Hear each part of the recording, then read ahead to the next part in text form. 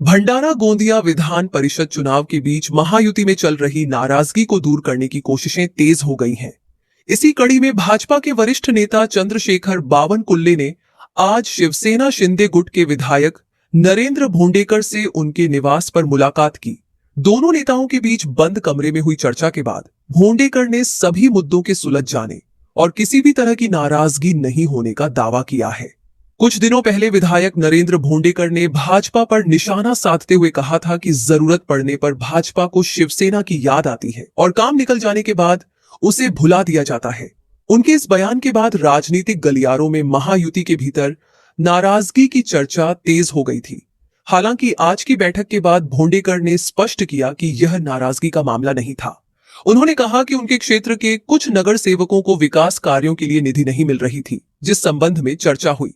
बावनकुल्ले ने इस विषय पर सकारात्मक पहल करते हुए उचित नियोजन का आश्वासन दिया है और सभी मुद्दों का समाधान हो गया है। काही नाराजी वगैरे पहिले पण नव्हती, काही थोडंसं मिसअंडरस्टँडिंग होतं आणि आम्ही पहिल्या दिवसापासून ठरवलं होतं की महायुतीच्या बाहेर आम्ही जाणार नाही आणि आम्ही कधीच महायुतीच्या विरोधात जात नाही, कारण आम्हाला पण भविष्य मोठा असतो आणि त्याच्यामुळे महायुतीच्या बाहेर जाण्याचा काही प्रश्न येत नव्हता।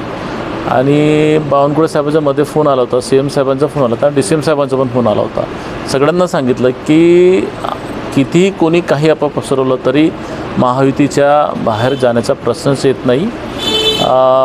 महायुतीनं आम्हाला खूप काही भंडारा जिल्ह्यासाठी खूप काही कामं, खूप काही प्रोजेक्ट दिलेले आहेत आणि भविष्यातही देतील, म्हणून महायुतीच्या बाहेर जाण्याचा काही प्रश्नच येत नाही। फक्त काही विषय होते की जे फंडचा असेल, डेव्हलपमेंटचा असेल, महायुतीने जो समन्वय समितीने जे ठरवलेलं होतं ते काही विषय होते। त्या सगळ्या नगरसेवकांच्या समवेत जिल्ह्याच्या जे काही DPTCच्या निधी वगैरे जे आहे ते त्यांच्यावरती चर्चा झाली आणि राज्यामध्येच एकंदरीत सगळ्या महाराष्ट्राच्या सगळ्या जिल्ह्यामध्ये DPTCचा निधी कसा असायला पाहिजे, काय असायला पाहिजे, तर साहेबांनी सांगितलं आहे की योग्य आता त्याची दखल महाराष्ट्राच्या सगळ्या महायुतीच्या नेत्यांनी घेतलेला आहे आणि सगळ्यांना न्याय मिळेल, तिन्ही पक्षांना, भारतीय जनता पक्षाच्या पदाधिकाऱ्यांना, शिवसेनेच्या आणि राष्ट्रवादीच्या। तसं एक त्यांनी परफॉर्मन्स त्यांनी बनवलेला आहे की कोणत्या कोणत्या जिल्ह्यामध्ये कोणत्या आमदाराला कसं काय रेशो असायला पाहिजे आणि त्यानुसार जे काही आमच्या मनामध्ये, आमच्या नगरसेवकाच्या मनामध्ये जे काही किंतुपरंतु होते ते निकाली झालेलं आहे।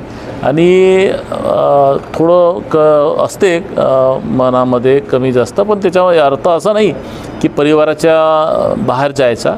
आम्ही परिवारासोबत होतो, आहो आणि भविष्यात राहू।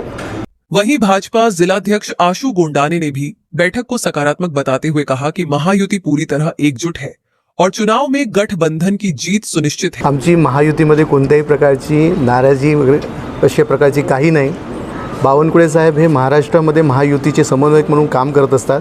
त्याच अनुषंगाने आज भंडारामध्ये त्यांनी भंडारा विधानसभेचे लोकप्रिय आमदार नरेंद्र भोंडेकर यांची भेट घेतली आणि विकासासाठी आम्ही सर्व एक आहोत। महायुती म्हणून आम्ही नगर परिषदच्या निवडणुका सर्व वेगवेगळे लढलो असलो तरी पण या शहराच्या, या जिल्ह्याच्या विकासासाठी सर्व पक्ष, महायुतीतले सर्व पक्ष एकत्रित काम करतील यासाठी आम्ही सर्व एकत्रित काम करण्याच्या उद्देशाने आज एक संयुक्त बैठक आज बावनकुळे साहेबांच्या अध्यक्षतेने झाली। विधान परिषद चुनाव से पहले हुई इस अहम मुलाकात ने महायुति के भीतर चल रही नाराजगी की चर्चाओं पर फिलहाल विराम लगा दिया है।